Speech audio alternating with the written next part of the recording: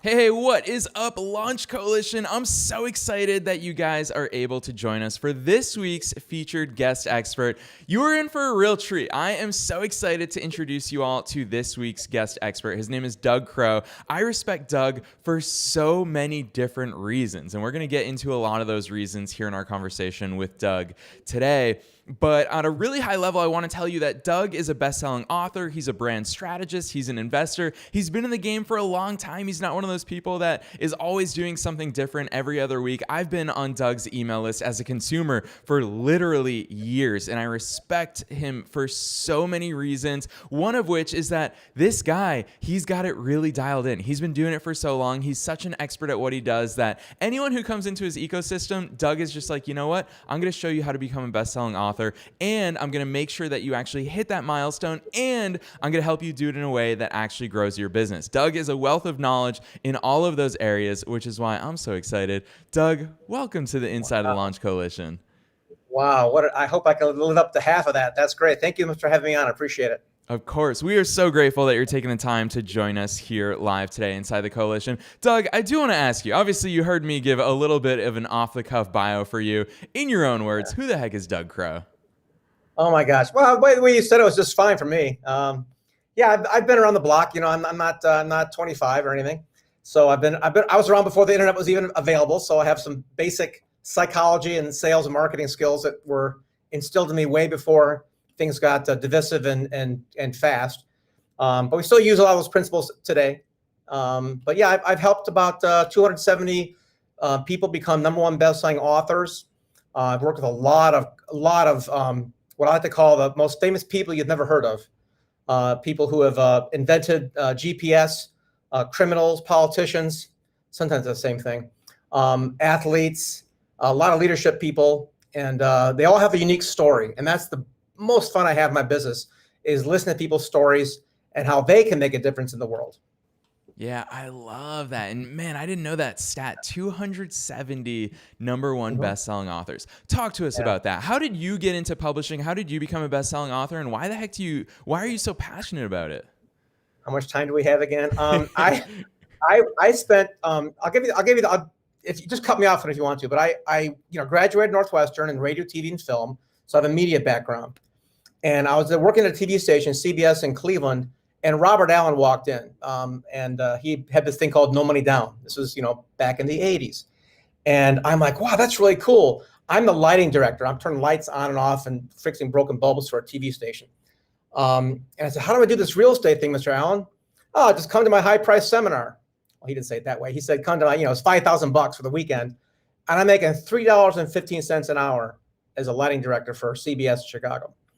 And that didn't really go well. So he said, yeah, just get one of my books.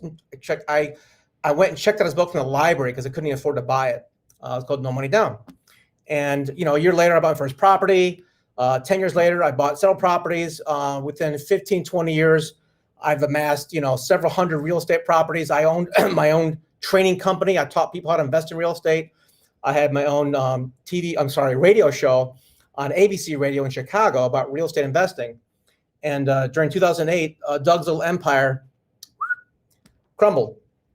And I didn't have not one, not two, not five, not 10, but 19 foreclosures, bankruptcy, divorce, a lot of other bad things. And during that phase, I thought, oh, I know, I'll just write a book. So I wrote a book, and the book sucked. And I went back to some of my radio guests, people you've heard of, like, Laurel Langmeyer, Robert Kiyosaki. I'm like, how'd you guys, do this book thing? And they said, well, we don't write. We have other people write it for us. I'm like, oh, that's a good idea. So over the past 12 years, I've assembled and trained and developed a really, really sharp team that helps me accurately capture a person's voice, what they want to say, and make sure it works in their ecosystem, their marketplace, and make them a best-selling author. So it didn't happen overnight. It took about 12 years to get our team really dialed in, but it's been a lot of fun. Yeah, I love hearing that perspective. And it's also really cool hearing the evolution of your journey. This is more in depth than I know about your story as well. So this is so much fun for me to hear after seeing you in action for so long. I want to ask you that question though, because you talked about best-selling author and how it fits into their ecosystem. Obviously, here inside the coalition, we've got an awesome community of entrepreneurs, many of which, Doug, this has been a rising tide over the past 2 years, I think, where more and more people are starting to self-publish their books. Amazon makes it easier now than ever before. How the heck do you see a book fitting into an entrepreneur's ecosystem? It's a double-edged sword, Brian. It's crazy. I was looking at some statistics yesterday, and from 2011 to 2017, in those 6 short years, the amount of all books published doubled, right? So now there's over 2.2 million new books published every year right now. So that's great because anybody can publish, and that's horrible because anybody can publish. And because of that, there's a lot of just garbage out there. And my first book was one of them. It was horrible. So what happens is it's so easy to publish that it dilutes the value. People don't value it as much. So when I started this whole enterprise, I realized I had to make my clients elevate above just publishing. They had to be bestsellers and #1 bestsellers. And that is even not a huge deal on Amazon, quite frankly. There's a new bestseller every day. We did one today for a lady, a former CMO of Starbucks Asia. We just launched her book today. She's #1 bestseller. Check it out. It's a really good one. It's called The Spare Room. But what I've discovered is that being a #1 bestseller all by itself still won't do a darn thing. You've got to have a multimedia platform. You got to have a message that we kind of pre-sell and validate with our clients before they even write a word.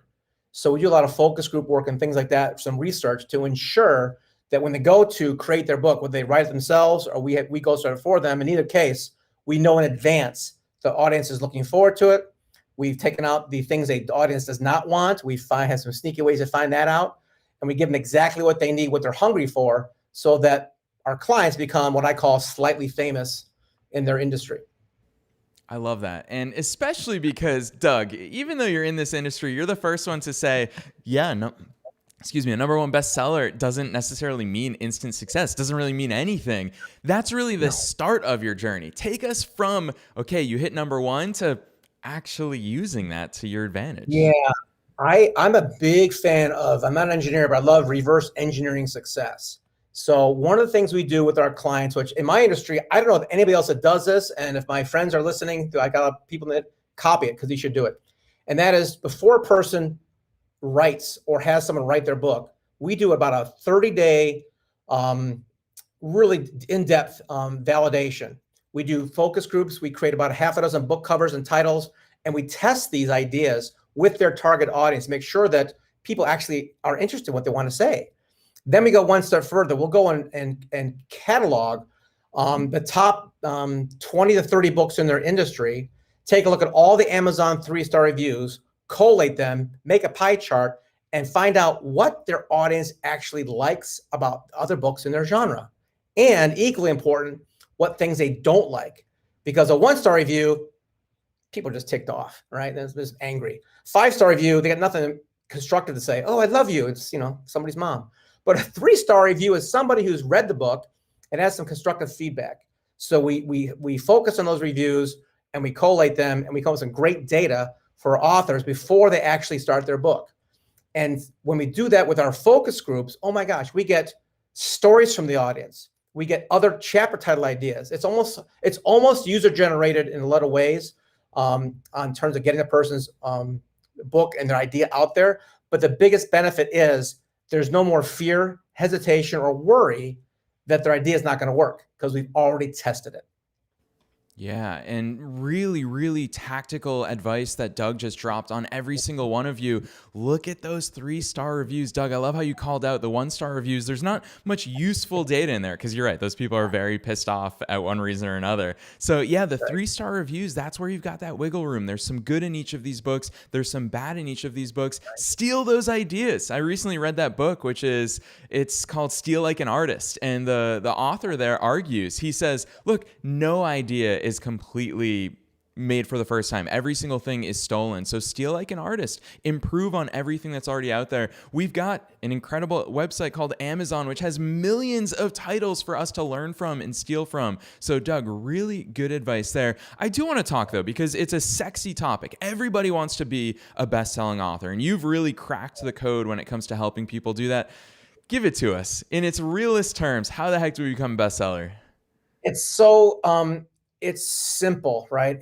On Amazon, it's super simple. All you do is sell the most books in a category in a day, right? So we've done that 270 times, and it's up to my team, right? I don't even put the credit towards me. We've never not hit number one on any books we've ever done. So there's a secret sauce. Yeah, move a lot of books that day. How do you do that? Well, you got some people select like really obscure categories. We don't do that. You can go to like microscopes on Amazon, and you can be number one bestseller with a blank sheet of paper. There's actually a really good article about a guy who took a picture of his foot and made that a book and made it a bestseller because he took a really obscure category. So that's one way, but that's cheating. And it's like buying a Medal of Honor. It doesn't make any sense at all. But when you have we do like a trifecta of press, PR, our email database, our focus group people, as well as our current authors are generally encouraged to be part of the community. So when we put that together, the PR, the outreach, some social media, all at once, we hit number one. So it's not rocket science, but we do use it, like you mentioned, we use it as a step one on a person's roadmap to influence. Because if you just hit a bestseller, you're there for a day, maybe a week, and then you're not. Right? So you got to have an ongoing campaign to use that badge, to use that one you've earned and leverage it towards something else. So we're really big on creating curriculums, helping our consultants get better, get our clients themselves. And a lot of people, they don't even understand the things you can do. You can make money from a book. You don't really make money, reverse that. You don't make money from the book. You make the money because of the book. Talk to us about that. I've experienced that firsthand. So my book has since sold thousands of copies all over the world. From my actual book sales, Doug, I mean, it's embarrassing how little I've made, but I make the money from people buying my other products, from other opportunities that come my way. Talk to us about what you've seen authors leverage that into. Yeah, to be really clear, I have a couple friends who have made decent money with their book. My friend Adrienne Hughes sold a cookbook and made $300,000 on her cookbook. That's respectable. But most nonfiction authors, I mean, come on, you're competing with Brian Tracy and Gary Vaynerchuk. So what do you think you can say that's going to make them, choose you over them? You can't. You got to have a niche and something unique to say, a perspective on something that's unique enough that people are going to want that. And number two, you've got to use your book I hate to use it as a business card because it's way more than that, but as a positioning tool, it's great. Think about the people you've seen on I don't know why people watch television anymore, but people on TV for getting interviewed, right? It's athletes, politicians, criminals, sometimes same thing, and authors. I tell my business clients that you're not going to get in major media unless you've either invented something or saved a kitten. You can't do it just because you're a cool business guy. You've got to be a best-selling author. So it is a key to unlock the door to the major media channels for sure. But having that extra service product, we have a list of 32 ways you can make money because of your book, right? It's not just a digital course. There's a bunch of other ways to monetize that. I'm happy to share that with the audience today. I've got a opt-in lead magnet they can get that from us today if they want it. That's amazing. Yeah, I'm really excited to share that link inside the coalition. So I'll make sure, obviously, that you say it here during our live stream, but also I'm going to paste it into the Launch Coalition so people can get their hands on that. I do want to dive a little bit into that because here's the thing. No longer are the days where if you build it, people will come. Your book is nothing unless you use it. And so I love that you have 32 ways to make money from it. But before we talk about any of those 32 ways, here's my question to you, Doug, because I wish I knew more about this in 2015. Inside my book, I don't have a call to action. I don't have a URL that I tell you to go to. Is that the biggest mistake that I made when it comes to publishing my book? Or what are other ways that people should turn the readers into traffic? Well, it's a temporary mistake, Brian, number one, because thankfully with digital publishing, you can go and update that like tonight. You can go ahead and just change that and put your link in there. But to that point, let me give you two pieces of advice on that. Number one, make it the same link throughout the book. Do not put a bunch of different links in there because people get confused and it's hard to manage your lead flow. If you have what's called a dynamic link, hey, put in your book title / free stuff. And then if you have different things throughout the book, so you've got a checklist here, a download there, a video here, that's fine. But don't put different links, like one dynamic link, and then have all those things on your website, and you can update those. The benefit of digital print and digital publishing is that right there, is that you can change things. In the old days, if you printed a bad link, your book is obsolete. It makes you look like an idiot. Oh, that's no good anymore. Never put anybody else's link in your book ever. Only links you can control. Those are the two things. Only your links and make it dynamic. But in terms of big mistakes, I mean, that's a small one. That's easy to fix. Much bigger mistakes we can talk about if you want to talk about mistakes. Yeah, I would love to hear some more mistakes, because here's the thing. So I'm looking through the Launch Coalition right now, and people are tuning in, and we've got multiple authors. So like Nelia, for example, just today launched her book. Congratulations to you, Nelia. That's huge news. So let's talk about that. You said that the book is step one. What can Nelia do from here, as an example, to leverage it? So just to give you some context on Nelia, so she is launching an online course coming up. The book is really the first step, which leads into the content that she covers about how to live a more fulfilling life, how to be happier in life, how to get over past traumas. Talk to us about a pathway that you can see for Nelia. Okay, so boy, I gotta give you back up a little bit here. Number one, congratulations, Nelia, for being part of the actual 1%, right? Because the data, I've seen it in two different studies, 82 to 84% of people think about writing a book. Less than 1% ever do it, right? That's a big achievement. So congratulations. Number two, nearly every business book out there is a very similar theme to what you just mentioned. It's something about, fulfilling life, overcoming obstacles. There are a bazillion books on the topic.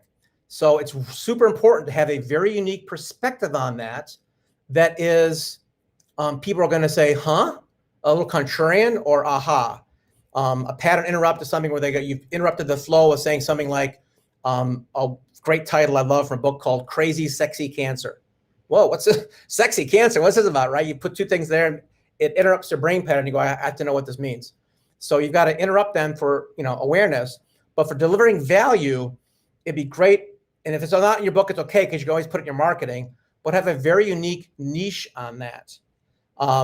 I'll give you a couple of quick examples on that. My good friend David Fry, who's been around as long as I have his first Coaches and Consultants course on cassette tape, and he tells a story in that program about how he's doing, marketing training. All right, I can teach you how to do marketing.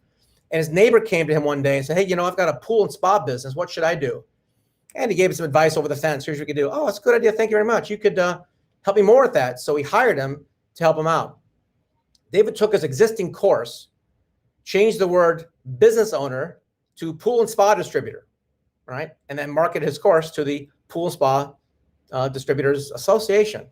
Within 1 year, he's the keynote speaker at their convention. So Nelia, that's great that you've accomplished getting a book done. Kudos for that. Now, who are you going to target?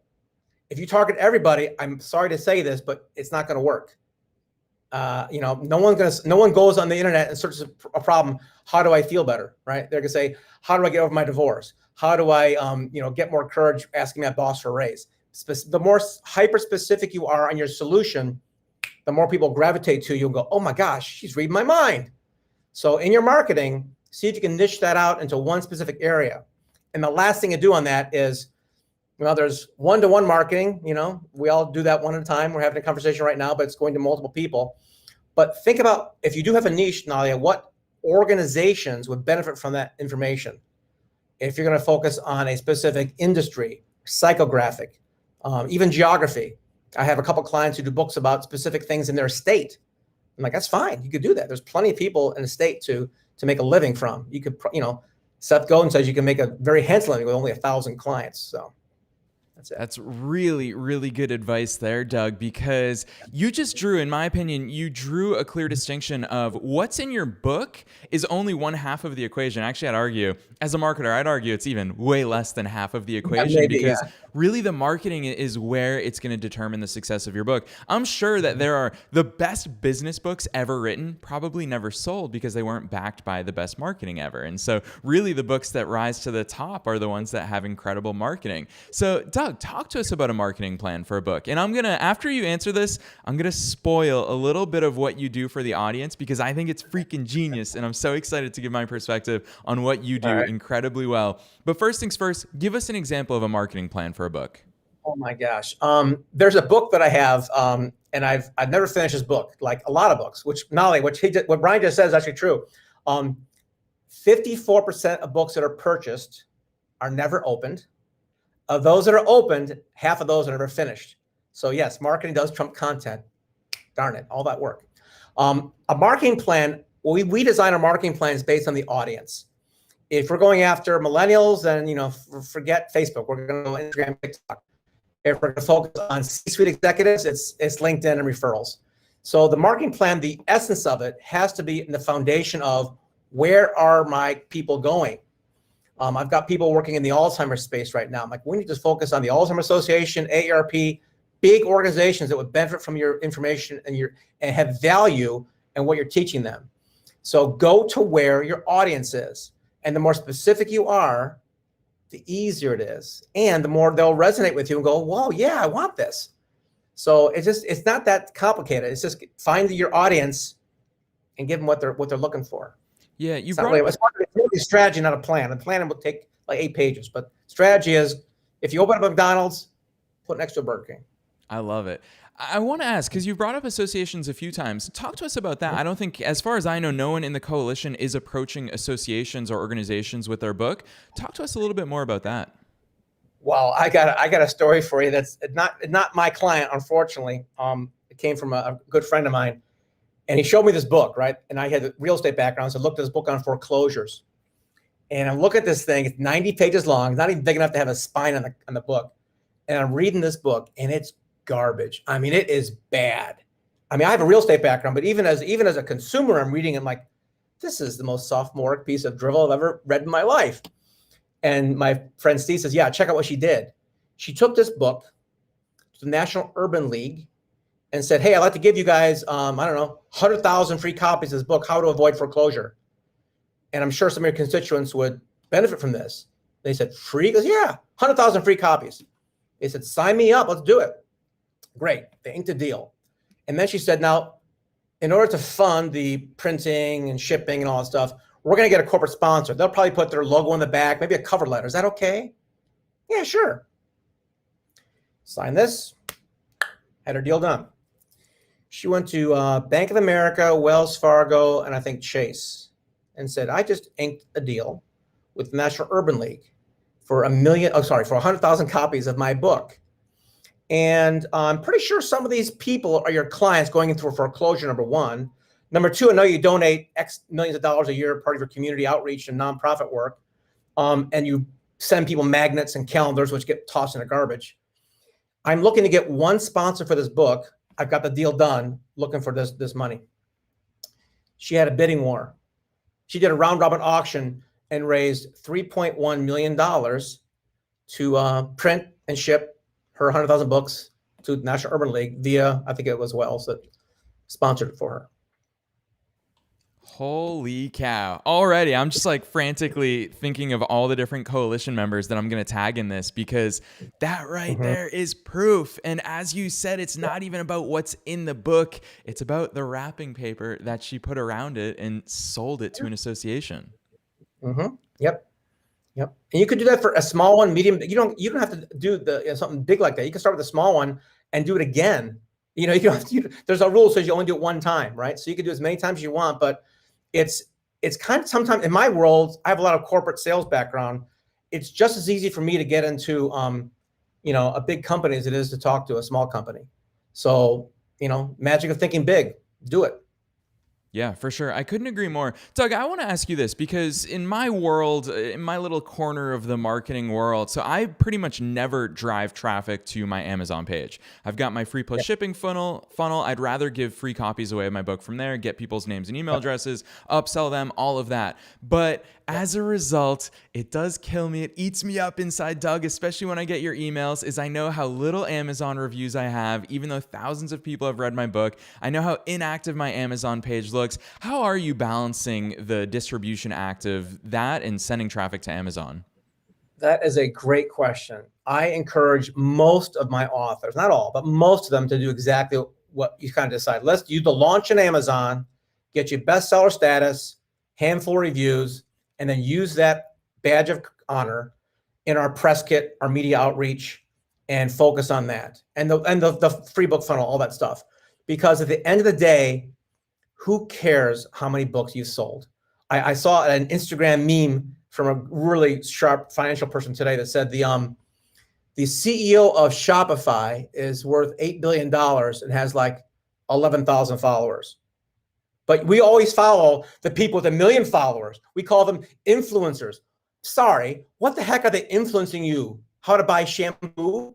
I don't care. Okay, it doesn't matter. That doesn't matter. It's important to have some social proof, yes. But the more other people are talking about your stuff and sharing it, that's all that matters. You don't need to worry about your Amazon ranking after you're a bestseller. You made a bestseller once. You have to do it all the time. That means you're focusing on book sales, giving them half the money. I'd rather not worry about that and do what you just said, which is after a bestseller, go with your funnel, go with giving it away for free to groups, use it as a upsell to your course, as a free gift. Yeah.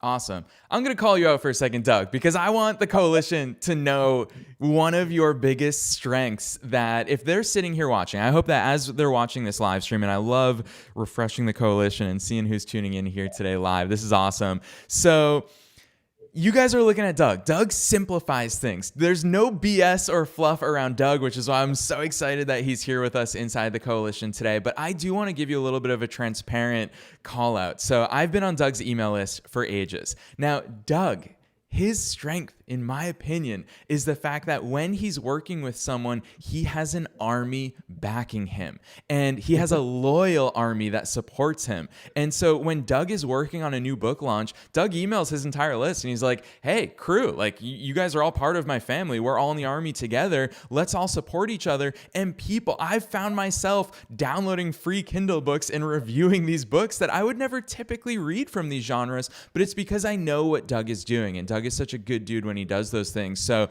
it's in the nature of the coalition. You guys see that your unfair advantage is your supporters, is your army. That's what you have. Doug, talk to us about how the heck you've built that up over the years.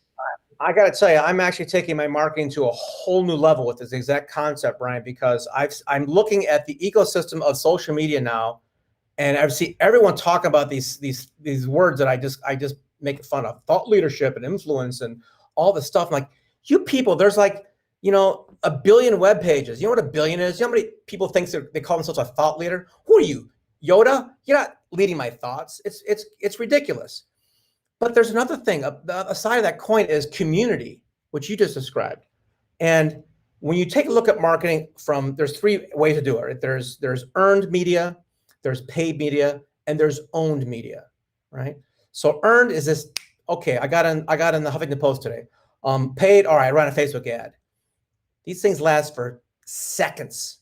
But owned media, right? When you own your own platform, really own it. And I don't mean own it like, hey, I've got a blog post, right? Or that doesn't count. I'm talking about a place, what you describe, where people go and come back because you've created something, which we use the word sticky. I prefer the word community and some kind of value-based reason for them to come there often.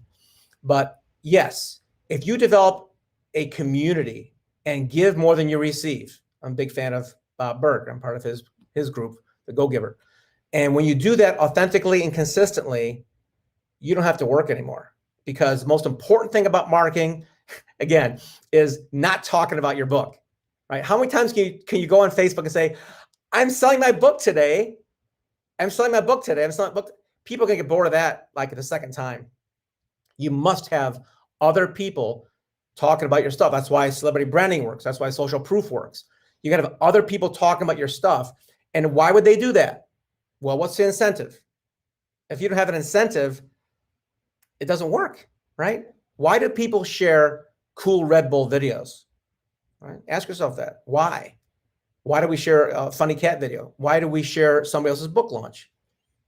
That community aspect has to come with some self-interest, right? And then some, quid pro quo. I love that. Doug, it's amazing to me. So as someone who I've been in the marketing game for so long, basically all you're doing is calling out so many things that we pretend are complex within the world of marketing and saying, hey, why do we share that funny cat video on Facebook? It's because we got personal utility from it. Like, we need to recreate that in our marketing, that other people get personal utility. Yep, absolutely. We do everything for the Olympic brain, right? Fight or flight, pain or pleasure. So I watch a funny video, I share it because it makes me laugh. I'm making somebody else laugh. That feeds my ego. I've made his day a little bit better. It's just simple psychology, but people are so. This whole social media thing is really, it's baffling, but I understand it from a egocentric standpoint. But man, you can leverage that like they do against us. If you've seen the movie Social Network, no, what was it called? The new Social one on Dilemma. Netflix. I know what you're talking about. Yeah. Social Dilemma, right? Yep. They spent hundreds of millions of dollars dissecting our brains to make us. They spent like $100,000 designing a like button.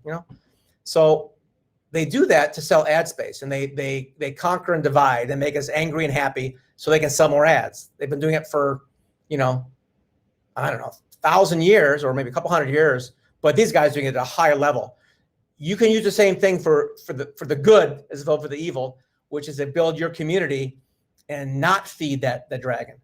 And that's why I really respect people like you and others who have like, yes, I've got a coalition, I've got a group, and maybe it's on Facebook to start, but you got to pull them off of the social media platforms so you actually have real connections, and most importantly, autonomy, because you don't own those groups, they do.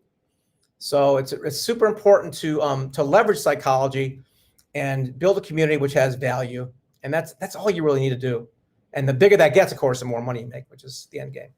Yeah, so many tactical lessons for every single one of you inside the coalition today. Doug is just dropping value bombs, whether it's talking about earned media versus paid media versus owned media. That is an important concept in and of itself, talking about giving value and how you can actually translate that into attention for your brand, talking about the importance of community, so many different things. You guys are all lucky inside the coalition that this is recorded for you to listen to after we get off the live today. Doug, I've just got two final questions for you as we get to the end of this conversation.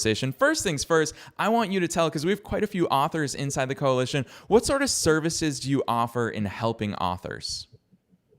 The biggest service I offer is the one they never asked, right? People always ask about publishing, marketing, editing, proofing, all that stuff. We do all of that.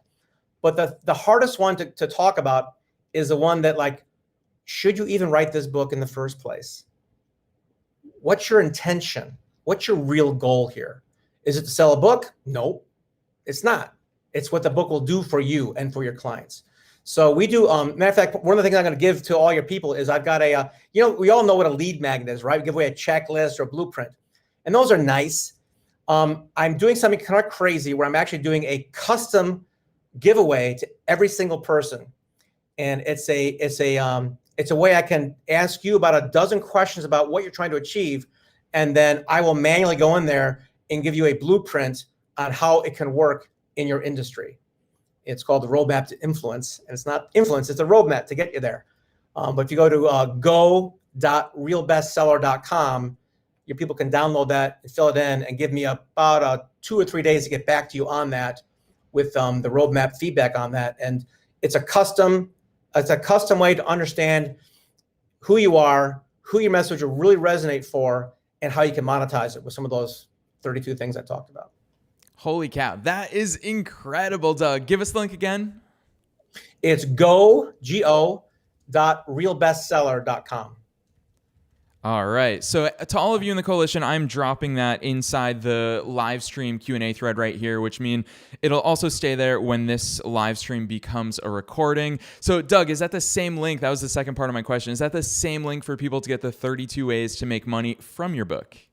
Yeah, that'll be manual. I'll do that manually for you because I have that in my own. Perfect. It's on my laptop, but yeah, I'll just send it to everybody. Yeah. Amazing. Doug, you have been amazing as I knew that you would be coming into the coalition today. There's so many actionable takeaways for coalition members. So thank you to all of you who tuned in here inside the coalition today. Huge thank you to you, Doug. Thanks for joining us here today.